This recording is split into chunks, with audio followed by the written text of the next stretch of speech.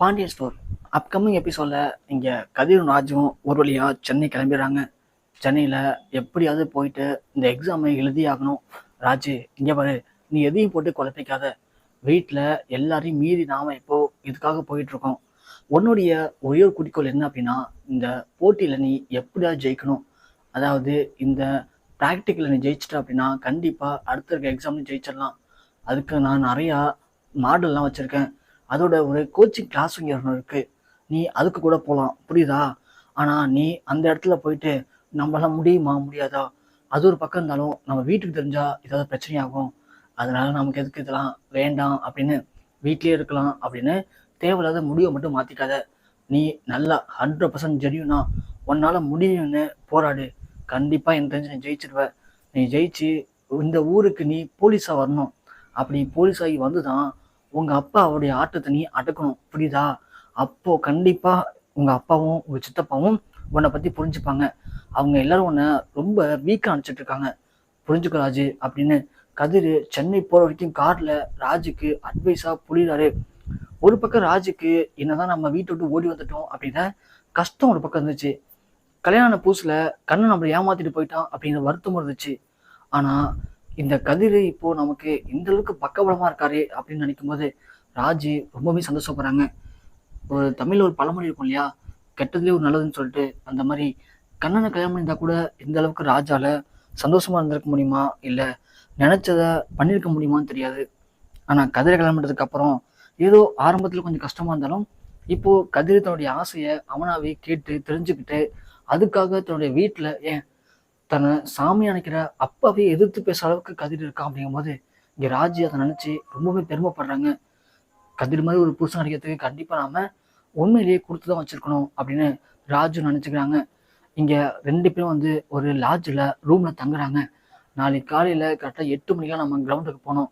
So அதனால் நீ எதையும் போட்டு யோசிச்சுட்டு இருக்காம நல்லா படுத்து தூங்குறாச்சு அப்படின்னு சொல்லிட்டு கதிர் படுத்துக்கிறான். ஆனால் ராஜுக்கு தூக்கமே வரல. கதிரை நினச்சி ராஜு ரொம்ப பெருமைப்படுறாங்க. அந்த நேரம் பார்த்து கரெக்டாக இங்கே மீனா கால் பண்ணுறாங்க. கதிர் தூங்கிறாரு. கதிர் கார் விட்டு அந்த டயரில் நல்லா தூங்குறாரு. இங்கே ராஜு ஒன்று மீனாவுடைய ஃபோன் எடுத்து பேசுகிறாங்க. அக்கா சொல்லுங்க அக்கா. ஏய் ராஜு, எங்கடி போனீங்க? 2 பேரும் ஏதோ கல்யாணம் சொல்லிட்டு போயிருக்கீங்க. இதெல்லாம் நம்புற மாதிரி இல்லையே, உண்மையை சொல்லி. அக்கா அது வந்துக்கா ராஜு, எனக்கு தெரியும் நீங்கள் 2 பேரும் கல்யாணத்துலாம் போல. கல்யாணத்துக்கு போகிற மூஞ்சிங்களா அதுங்க?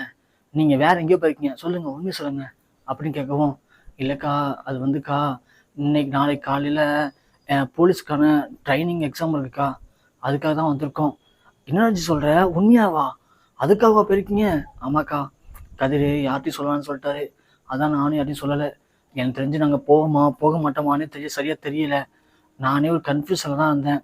ஆனால் கதிர் சொன்னதை செஞ்சே காட்டுவேன், நீ கண்டிப்பாக ஆசைப்பட்ட மாதிரி போலீஸ் ஆகியே தீர்ணும்னு சொல்லி என்னை அழைச்சு வந்துட்டாங்க்கா, தப்பாடிச்சுக்காதீங்கக்கா அப்படின்னு ராஜு சொல்ல, பரவாயில்லையே கதிர் நாம் நினச்சதை விட ஒரு படி மேலே போயிட்டான். உனக்கு நல்ல புருஷன் கிடச்சிருக்கான். அதான் நீ ஆசைப்பட்டதை நீ ஏன் வேண்டான்னு சொன்னாலும் அது எத்தனை பேர் எதிர்த்தாலும் பரவாயில்ல, நான் பண்ணியே தீரும்னு சொல்லி கதிர் இப்போ ஒரு முடிவோட ஒன்று அழைச்சி வந்திருக்கான். பரவாயில்ல ராஜு, அதை நினைக்கும் போது ரொம்ப சந்தோஷமா இருக்கு அப்படின்னு இங்கே மீனாவும் பேசுகிறாங்க. சரி ராஜு, நீ இப்போ தூங்கு போ அப்படின்னு சொல்லி ஃபோன் வச்சுறாங்க. இங்கே அடுத்த நாள் காலையில் இங்கே கதிரும் ராஜும் எழுந்து கிரவுண்டுக்கும் போகிறாங்க.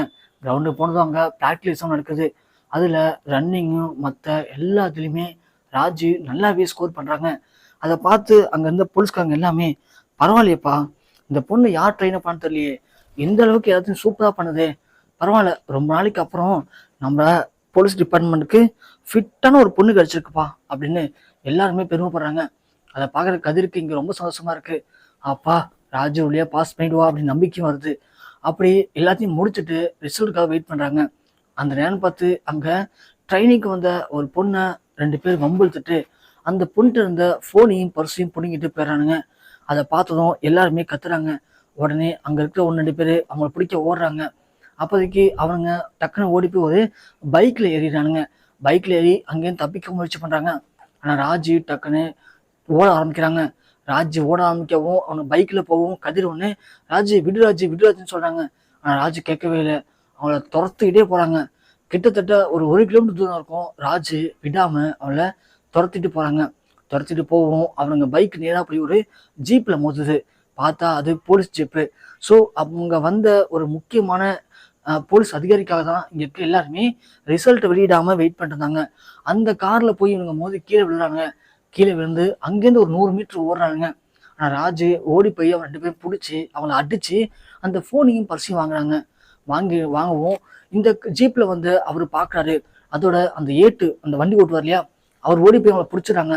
பிடிச்சிட்டு என்னம்மான்னு கேட்கவும், இது மாதிரி ஒரு பொண்ணுடைய போனையும் பர்ஸையும் பிடிட்டு வந்துட்டாங்க சார் அப்படின்னு சொல்லவும், உடனே அவங்கள பிடிச்சி பக்கத்துல இருந்த போலீஸ்கிட்ட கொடுத்துட்டு திரும்ப வண்டி எடுத்து அங்க போறாங்க. கிரவுண்ட்ல போயிட்டு அந்த போன அதிகாரி அங்க இருக்கிற எக்ஸாம் ரிசல்ட்லாம் பார்க்குறாரு. பார்த்ததுல இது மாதிரி நிறைய பேர் பாஸ் பண்ணிட்டாங்க. ஆனா நம்மளுடைய செலெக்ஷன்ல ராஜி அப்படிங்கிற ஒரு பொண்ணு தான் இன்னைக்கு ஃபர்ஸ்ட் மார்க் எடுத்திருக்கா சார். அந்த அளவுக்கு எல்லாத்துலயுமே சூப்பரா ஸ்கோர் பண்ணியிருக்கா அப்படின்னு அங்க இருக்கிற அதிகாரி சொல்றாங்க. அப்படிங்களா ராஜு, ராஜு கொஞ்சம் மேடைக்கு வாங்க அப்படின்னு கூப்பிட ராஜு அப்பதான் வந்து அந்த பொண்ணுகிட்ட அந்த போனையும் பர்ஸையும் கொடுக்குறாங்க. உடனே கதிர், ராஜு அங்க பாரு உன்னை மேடைக்கு கூப்பிடுறாங்க, ஒரு போன்னு சொல்லவும் ராஜு உடனே டக்குன்னு மேடைக்கு போறாங்க. மேடைக்கு வரும்போது தான் அந்த அதிகாரி பாக்குறாரு.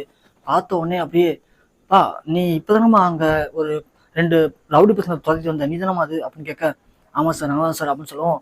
உடனே அந்த அதிகாரி பக்கத்துல பேசுறாரு, பா இந்த பொண்ணு பரவாயில்லையே, இங்க இருந்து கிட்டத்தட்ட 1 கிலோமீட்டர் இருக்கும் அந்த இடம், அது வரைக்கும் இந்த பொண்ணு ஓடியே வந்திருக்கா போல. ஓடியே வந்து அந்த ரவுடி பசங்கள்ட்ட இருந்த பர்ஸையும் போனையும் பிடுங்கிட்டு அவங்கள போலீஸ்லையும் பிடிச்சி கொடுத்துட்டு திரும்பவும் பாரு, நான் வந்து இறங்கி இந்த மேல வந்து உங்கள்கிட்ட பேசுறதுக்குள்ள அந்த பொண்ணு திரும்ப இங்க வந்து சேர்ந்துட்டா. பா ரொம்ப உண்மையிலேயே ரொம்பவும் நல்ல ஒரு யங்ஸ்டர் தான் இவங்க. ஸோ இதை விட வேற என்ன ரிசல்ட் இருக்க போகுது. எக்ஸாமுக்கு வந்ததும் எக்ஸாம்லையும் பாஸ் பண்ணியிருக்காங்க. அதோட வெளியிலையும் மக்கள்கிட்ட எப்படி நடந்துக்கணும், மக்களுக்கு உண்மையிலேயே சின்சியரிட்டி இருக்கணும் அப்படிங்கிறத இந்த பொண்ணு நல்லாவே புரிஞ்சு வச்சிருக்கா.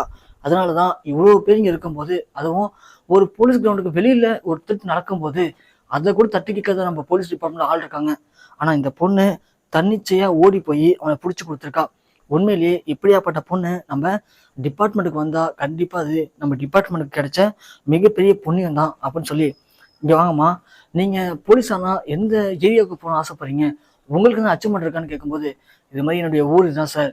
ஸோ அங்கதான் என்னுடைய குடும்பம், என்னுடைய ஃபேமிலிலாம் இருக்காங்க. எல்லாருமே இந்த போலீஸ் வரைக்கும் போகக்கூடாதுன்னு சொன்னாங்க. ஆனா என் ஹஸ்பண்ட் கதிர் அங்க இருக்காரு. அவர் தான் என்னுடைய லட்சியத்தை கண்டிப்பா நீ அடையிடணும் அப்படின்னு வீட்டெலாம் எதிர்த்து என்னை இங்கே அழைச்சிட்டு வந்திருக்காரு. அதுக்காகவே நான் போலீஸ் ஆகி அதே ஊர்ல போய் அவங்களுக்கும் அவங்களுடைய குடும்பத்துக்கும் பெருமை சேர்க்கணும். என்ன யாரெல்லாம் நான் ஒன்றுத்துக்கு உதவ மாட்டேன், நான் வந்து ஓடி வந்து கிளம்பிட்டேன், ஓடி போய் கிளம்பிட்டேன், நீனு உருப்படாம தான் போக போறேன்னு எங்க வீட்டில எல்லாம் சபிச்சாங்க. அவங்களுக்கு முன்னாடி நான் கண்டிப்பா சாதிச்சு காட்டணும் தான் சார் இந்த போட்டிலையும் ஜெயிச்சேன் அப்படின்னு இங்க ராஜு சொல்ல, உடனே அவரு அப்படி சல்யூட் அடிக்கிறாரு. உன்னை நினைக்கும் எனக்கு ரொம்ப பெருமையா இருக்குமா அப்படின்னு சொல்லி, உனக்கு அதே ஊருக்கு நான் போஸ்டிங் கொடுத்தாரேன்னு சொல்லிவும் இங்க ராஜுவும் கதிரும் ரொம்ப சந்தோஷப்படுறாங்க. இந்த விஷயத்த எல்லாத்தையுமே அப்படியே வீடியோ எடுத்து டிவிலையும் போட்டுறாங்க. டிவில இங்க பாண்டியன் கடையை முடிச்சுட்டு வந்து நியூஸ் பார்த்துட்டு இருக்கும்போது இந்த நியூஸ் அப்படியே டெலிகாஸ்ட் ஆகுது. அதை பார்த்து பாண்டியன் அப்படியே ஷாக் ஆகுறாரு. கோமதி அப்படின்னு கத்துறாரு. என்னங்க அப்படின்னு கேட்க, என்ன கோமதி இதெல்லாம், என்ன இது, அவன் நம்மகிட்ட என்ன சொல்லிட்டு போனான், கல்யாணத்து போன்னு சொல்லிட்டு தானே போனான், எனக்கு அப்பயே தெரியும் கோமதி, இவன் மொழியே சரியில்லைன்னு சொல்லிட்டு அவன் என்ன காரியம் பண்ணியிருக்கான் பாரு. நான் இவ்வளவு தூரம் சொல்லியும் இம்புட்டு சொன்னதுக்கு அப்புறமா அவன் விருப்பத்துக்கு பண்றான் அப்படின்னா இனிமே அவனுக்கு இந்த வீட்டுல இடம் தரணுமா அப்படின்னு கேட்க, கோமதி ஃபுல்லா பாக்குறாங்க. மீனாவும் வந்துடுறாங்க. ஆமா நீங்க அதை மட்டும் தான் நினைக்கிறீங்க, ஆனா அவங்க எவ்வளவு பெருமைப்படுத்தி இந்த வேலையை கொடுத்துருக்கா பாருங்க. அவளுடைய தைரியத்துக்கும் அவளுடைய லட்சியத்துக்கும் ஒரு மிகப்பெரிய அவார்டு கிடைச்சிருக்கு மாமா. இதையே நீங்க தப்பா நினைச்சுக்கிறீங்க, தப்பா புரிஞ்சுக்கிறீங்க அப்படின்னு மீனா சப்போர்ட் பண்றாங்க.